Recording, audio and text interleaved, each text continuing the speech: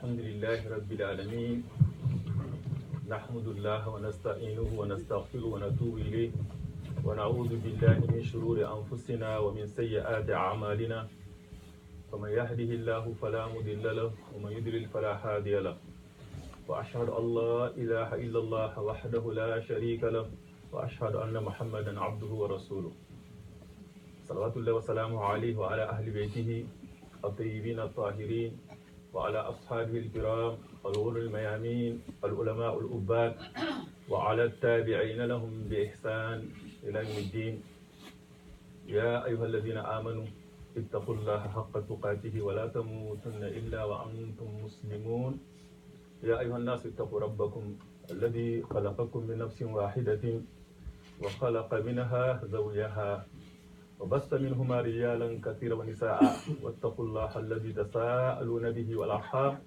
إن الله كان عليكم رقيبا يا أيها الذين آمنوا اتقوا الله وقولوا قولا سديدا يصلح لكم أعمالكم ويغفر لكم ذنوبكم ومن يطع الله ورسوله فقد فاز فوزا عظيما أما بعد أيها الأحباء في الله أيها الإخوة في الإسلام تبتم وطاب ممشاكم وتبوأتم من الجنة منزلة وجمعني الله وإياكم عند مستقر رحمته في جنات النعيم مع حبيبنا وقدوتنا محمد المصطفى عليه أفضل الصلاة والسلام جعلنا الله نحيا على سنته ونموت على ملته ونحشر في زمرته وتحت لوائه وننال شفاعته ونشرب من حوضه الشريف شربة لا نزمع بعدها أبدا.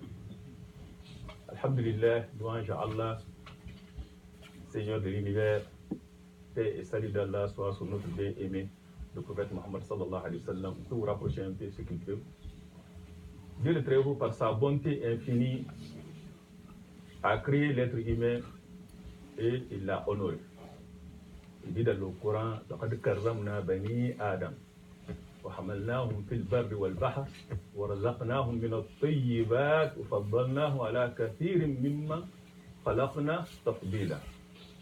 Nous avons certes honoré le fils d'Adam, le transporter sur terre, sur mer, et leur attribuer de bonnes choses comme nourriture, et les préférer, nettement préférer à beaucoup de nos créatures. Beaucoup. Pas seulement qu'il nous a préféré à beaucoup de ces créatures, mais Dieu le Très-Haut, tout ce qu'il a créé sur terre, il a créé pour l'être humain. C'est Dieu même qui le dit. وَالَّذِي خَلَقَ لَكُمْ مَا فِي الْأَرْضِ جَمِيعًا. C'est lui qui a créé pour vous tout, dit Jamia, tout ce qui est sur la terre.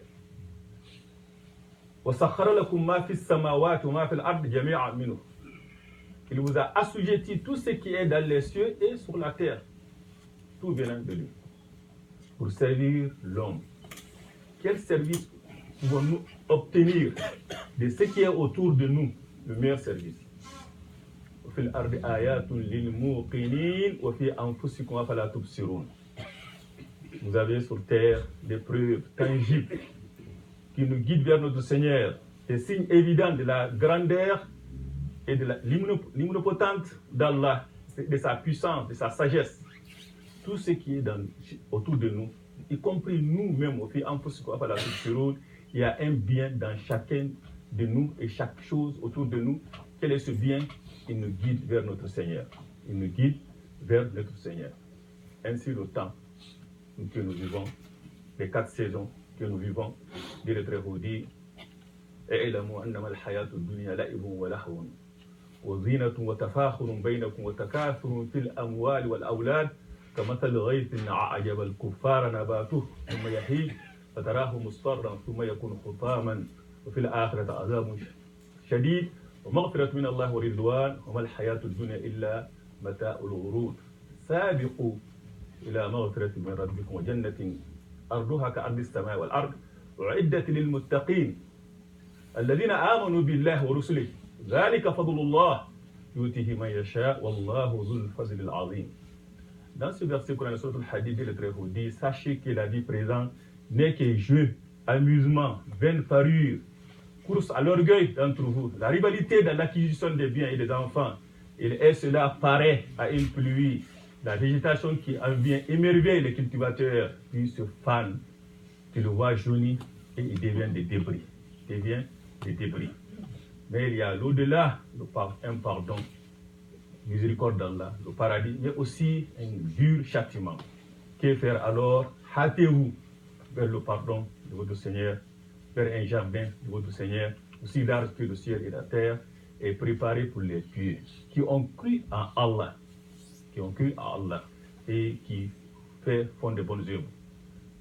Et voici les 4 saisons qu'on peut dire que l'être humain est témoin de ça dans sa vie, et aussi c'est la réalité aussi de sa vie, car il y a le printemps bien sûr, il y a l'enfance, il y a la jeunesse, et aussi il y a l'été bien sûr, il y a l'âge de l'adulte, mais aussi il y a l'automne, il y a l'hiver, il y a la vieillesse. Il dit Allahu alladhi khalaqakum min da'afin thumma ja'ala min ba'di da'afin quwwatan thumma ja'ala min ba'di quwwatin da'afan wa shayba yakhluqu ma yasha' wa huwa al-'alim al-qadir. Yawma taqumu as-sa'a yuqsimu al-mujrimuna ma labithu ghayra as-sa'a kadhalika kanu yufakun.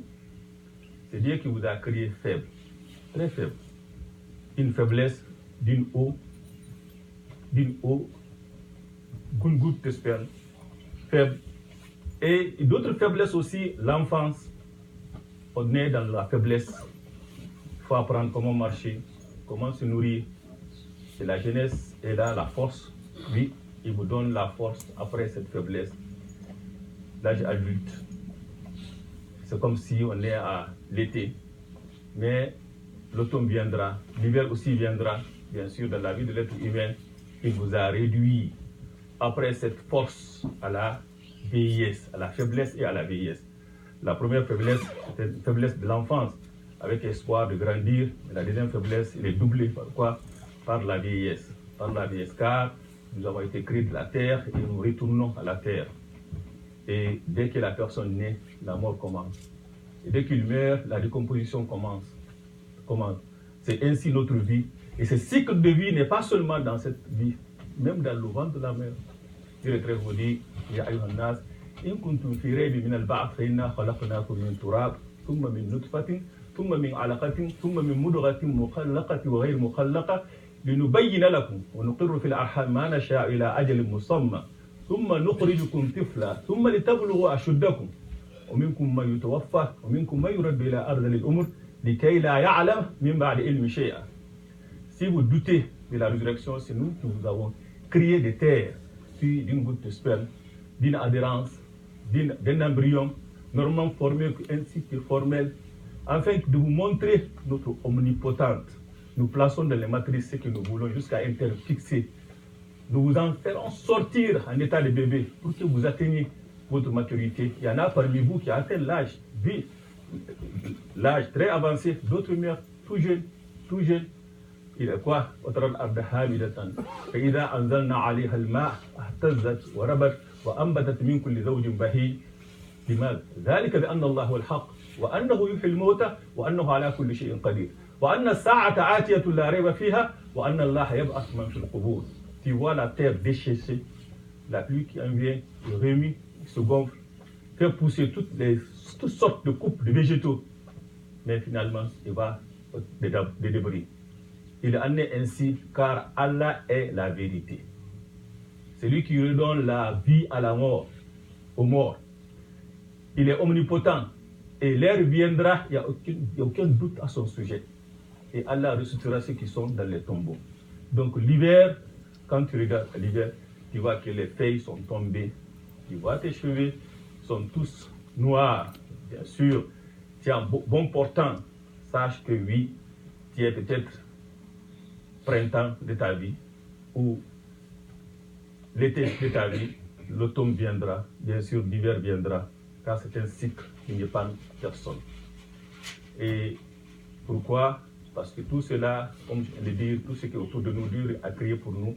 Le grand service qu'il nous rend, c'est qu'il nous rappelle de notre Seigneur. Il nous rappelle de notre réalité sur cette terre. Il nous rappelle de notre devenir sur cette terre. Et le plus grand cadeau qu'Allah a accordé à l'être humain, avec lequel il achète l'au-delà, avec lequel il achète le paradis, c'est le temps. C'est le temps est le plus grand cadeau. Et l'être humain n'est qu'un temps, n'est que des jours, comme l'a dit Hassan al-Basri. Yabna Adam, ma anta illa ayyamun. Kullama dhahaba yawmun dhahaba ba'duk. Il n'est que des jours. Chaque jour qui passe, c'est une partie de toi qui s'en va. Qui s'en va. C'est pour cela, la perte de temps est pure que la mort. Que la mort. Comme le dit Ibn Qayyim al-Jawzi, إضاعة الوقت أشد من الموت. فإن الموت يقطعك عن الدنيا وأهلها. أما إضاعة الوقت يقطعك عن الله وعن الآخرة والعياذ بالله. Il dit que la perte de temps est pure que la mort. Car la mort, qu'est-ce que ça fait? Ça te coupe de quoi? De ce bas monde et des habitants de ce bas monde. Et on est mourant. On est mourant, on n'est pas là pour l'éternité. Et ce bas monde est éphémère. Et le prophète dit sallallahu alayhi wa sallam, ad-dunya sijnul mu'min. Sijnul mu'min wa jannatul kafir. C'est comme une prison pour un croyant. Donc, la mort, c'est ça les conséquences de la mort. Quant aux conséquences de la perte de temps, qu'est-ce que ça fait? Ça te coupe de ton Seigneur et éloigne de ton Seigneur, et te coupe de l'au-delà. Pour cela, c'est grave. C'est pour cela, Ibn Mas'ud dit, ما ندمت على شيء ندمي على يوم غروة شمسه فنقص فيه عجلي ولم يزد فيه عملي. Il dit dans cette parole, il dit, mon regret l'équivaut, je n'ai aucun regret plus grand et qui équivaut à celui de voir un jour passer dans lequel mon âge diminue sans que je n'ai à accroître mon œuvre. C'est comme un asset. À ta naissance, on te donne un asset, on te donne un capital. Voici le capital que tu as. C'est avec ça que tu vas acheter ton paradis. C'est 20 ans, 30 ans, 60 ans, c'est ça. Et chaque jour qui passe, le temps ne lui s'arrête pas. Il ne s'arrêtera jamais. Et celui qui part, il ne reviendra jamais. Pour cela, il faut prendre conscience du temps. Quand on passe cet élément-là, tout cela, Dieu le Très-Haut nous donne ce signe-là pour nous rappeler. والذي جعل الليل والنهار خلفة لمن أراد أن يذكر أو أراد شكورا. C'est lui qui a assigné une alternance à la nuit et au jour pour quiconque veut y réfléchir ou se montrer reconnaissant. La nuit, ça te donne le temps vraiment de réfléchir, de faire ton bilan. Qu'est-ce que j'ai accompli durant la journée? Et le matin, tu dois vraiment te demander aussi des comptes. Qu'est-ce que j'ai accompli durant la nuit? Et la meilleure façon, c'est ce conseil du hadith du prophète sallallahu alayhi wa sallam qu'il a prodigué à Ibn Omar radiyallahu anhu qal kun fi dunya ka'annaka gharibun aw abiru sabil. Soit en ce bas monde comme un étranger ou comme quelqu'un de passage. Et ça sera la réalité, comme un étranger ou quelqu'un de passage. Lui, il a bien compris le message. Lui-même, quand il rapporte ce hadith, il ajoute Iza amsayta fala tantadiru as-sabah. Si tu es au matin, au soir, n'attends pas le matin. Non. Wa idha asbahta la tantadiru al-masa'. Si tu es au matin, n'attends pas le soir. Khuz li sihhatika min sihhatika li maradik. Prends de ta santé pour ta maladie et de ta vie pour ta mort. Car comme vient de dire, c'est le cycle. Ça vient. Donc voici vraiment le conseil du prophète sallallahu alayhi wa sallam et la façon aussi de profiter de ce moment-là. Et l'hiver, quand on regarde, pour certains, ça déprime. Mais les croyants, nos prédécesseurs pieux, c'est le butin des croyants, des adorateurs. Omar ibn Khattab radiyallahu anhu yaqul ashita ghanimatul abidin. Il dit l'hiver est printemps, c'est pas vraiment, c'est printemps et c'est butin des adorateurs. Pourquoi? Ibn Mas'ud dit marhaban bi shita tatanazzal fihi al-baraka yatul fihi al-layl lil-qiyam wa yaqsur fihi an-nahar lis-siyam. Il dit qu'elle soit la bienvenue l'hiver. Qu'elle soit la bienvenue l'hiver. Pourquoi qu'elle soit la bienvenue? Il dit c'est vraiment, c'est au cours de cette saison que la bénédiction d'Allah descend. Quelle est cette bénédiction? Il dit ces nuits sont très longues. Je pense que c'est à peu près 16 heures. À ce moment. 16 heures. La personne a le temps vraiment de dormir 8 heures même. Et avoir un peu de temps aussi de tenir debout. عباد الرحمن الذين يمشون على الأرض حونا وإذا خاطبهم جاهلون قالوا سلاما والذين يبيتون لربهم سجدا وقياما au Qiyamah, qui se tiennent debout devant leur Seigneur. Donc c'est une chance inestimable pour chacun de nous, même ceux qui disent je suis fatigué, je n'ai pas de travail, mais pendant l'hiver, tu as assez de temps, tellement long pendant la nuit, de quand même d'avoir un peu de temps, ne serait que 4 raka'a, 2 raka'a, tenir debout et accomplir ça devant ton Seigneur. Demande tes besoins, demande-lui ce que tu veux. Car Qiyamul Layl, Salatul Layl, Sharaful Mu'min, c'est vraiment l'honneur du croyant. C'est à ce moment que nous sommes le plus proches de notre Seigneur. Et le prophète sallallahu alayhi wa sallam, quand yaqumul layl, hatta tatafattar qadama. Le prophète sallallahu alayhi wa sallam se tenait debout durant la nuit, prier, dans la prière, jusqu'à ce que ses pieds fendent. Et Aïcha radiallahu anha قالت لما تفعل هذا يا رسول الله وقد غفر لك ما تقدم من ذنبك وما تأخر قال أفلا أكون عبدا شكورا. Pourquoi tu fais ceci alors que Allah t'a pardonné tes péchés passés, antérieurs et futurs? Il dit que je vais vraiment être reconnaissant. Donc le prophète sallallahu alayhi wa sallam, la prière doctrine, c'est quelque chose qui est très important dans la vie du croyant. C'est en ce moment, et le dernier tiers de la nuit, Dieu le Très-Haut descend et fait ses demandes. Qui me demande quelque chose, je l'exauce. Qui me demande pardon, que je le pardonne. Qui veut quelque chose, ça, il est très proche de nous. Donc, saisissons cette occasion. Oui, chacun de nous peut faire cela. Et aussi, il dit que le jour aussi est très court. Pas seulement il est court, mais il est aussi frais. Très frais. Ça nous permet de jeûner. Oui, ceux qui ont le problème, même ceux qui ont des jours à rattraper durant le Ramadan passé, c'est le moment vraiment de rattraper. N'attends pas jusqu'à la fin, on commence à demander, ah, mais je n'ai pas le temps, je suis de non. Vous avez vraiment assez de temps ce moment-là, pendant l'hiver. Le jour est court et il est aussi frais. Tu gênes sans se rendre compte, peut-être tu manques, qu'est-ce que tu manques? C'est comme si tu as manqué seulement le déjeuner.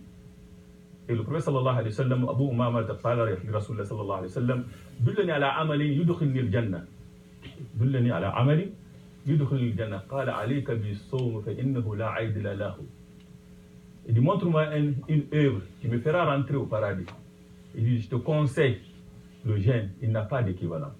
Il n'a pas d'équivalent. Et Abu Umama, on ne verra jamais le feu dans sa maison durant la journée, sauf s'il avait des étrangers. Donc c'est un moment. Et c'est une occasion aussi de se rappeler de l'au-delà, surtout qu'on appelle Zamharir, ce froid intense qui se trouve dans l'enfer. Oui, on se plaint de ce petit froid, mais il y a de l'au-delà dans l'enfer, un froid plus pur que ça, Zamharir. Cherchons refuge auprès d'Allah contre ce froid-là. Et aussi, ça nous rappelle, ça nous sensibilise aussi envers nos frères et sœurs qui ont été chassés de leur maison, qui sont soumis, exposés aux rigueurs de l'hiver en Syrie, les Rohingyas, et en Palestine aussi. Donc ça te permet vraiment d'être sensibilisé, d'être au courant, de sentir leur souffrance. Combien de fois c'est difficile de passer dehors durant l'hiver avec sa famille, avec les enfants, qui manquent de tout, de nourriture, de médicaments, n'ont pas de toit, chassés par la guerre. Oui, ça nous sensibilise pour que tu mettes un peu la main dans la poche et les aider. Donc l'hiver, vraiment, c'est quelque chose pour le croyant, le butin du croyant. C'est un moment où c'est le champ de l'amour où le croyant doit redoubler l'ardeur de l'adoration d'Allah et multiplier aussi les invocations et les prières.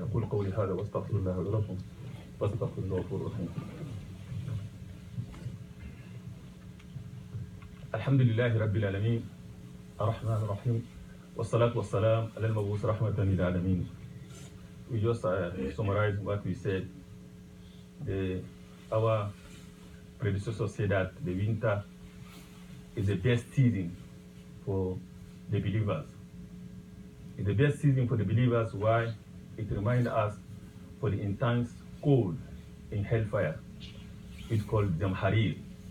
It pushes you to seek refuge from it by multiplying the adorations, the actions that will allow you to be more near to your Lord. One of it is to accomplish Qiyamul Layl during the night. You have a long night. It will allow you to have some time share of sleeping and then you have some time also to pray. You have also the short days that will allow you to fast. It will remind you also about our brothers who are suffering from cold, so you can take care of them and come for their help. It also helps one thing, that's family gathering. Family gathering. People don't have time during summer. Everyone is outside. But during the winter, alhamdulillah, you have enough time to be together, talk to the children, and have that gathering. Et c'est important de mentionner ça, que l'un des bienfaits de l'hiver, c'est que les familles, les parents et les enfants sont séparés par la vie moderne. Et c'est rare que tu les vois ensemble. Et tout le monde est dehors, occupé du travail. Mais pendant l'hiver, alhamdulillah, on passe assez de temps à la maison et les gens rentrent vite. Ça nous permet vraiment d'avoir les réunions de famille. Les réunions de famille. Aïcha Ibn Kathir يقول بأن رسول الله صلى الله عليه وسلم كان يجتمع نساؤه في بيت الذي يبيت عندها ويأكلن معه ثم ينصرفن إلى بيوتهم. Dans cette interprétation d'Ibn Kathir, il dit que le messager d'Allah avait l'habitude de réunir sa famille, ses épouses, c'est la maison de laquelle, auprès de laquelle il devait passer la nuit. Auprès de laquelle il devait passer la nuit. Chaque nuit, toute la famille se réunissait chez elle. Ils mangeaient ensemble, parlaient un peu, échangeaient un peu d'idées. Après, chacun va dans sa maison. Ça, c'est chaque nuit. Nous, peut-être, on n'a pas ce temps-là, mais à cette hiver-là, vraiment, il faut avoir le temps de parler aux enfants. Ce n'est pas de laisser passer tous ces moments-là devant la télé et d'autres choses. ربنا تقبل منا انك انت السميع العليم وتب علينا يا مولانا التواب الرحيم اللهم اهدنا فيما هديت وعافنا فيما عافيت وتولنا فيمن توليت وبارك لنا فيما عافيت واصرف عنا السوء ما قضيت انك تقضي ولا يقضى عليك اللهم لا يذل ما هديت ولا يعز ما عاديت بيدك الخير كله يا رب الرحمن الرحيم اللهم انا نسالك الجنه ما قرب اليها من قول وعمل ونعوذ بك من النار ما قرب اليها من قول وعمل يا رب الرحمن الرحيم. Inch'Allah, nous avons nos frères forum musulman canadien qui est venu nous visiter. Et aujourd'hui, Inch'Allah, le collecte que nous allons faire, nous allons le donner, cette collecte aujourd'hui. Pourquoi? Parce que c'est une institution qui vient en aide aux musulmans. Nous avons beaucoup de cas ici, comme nous avons vu la loi 21.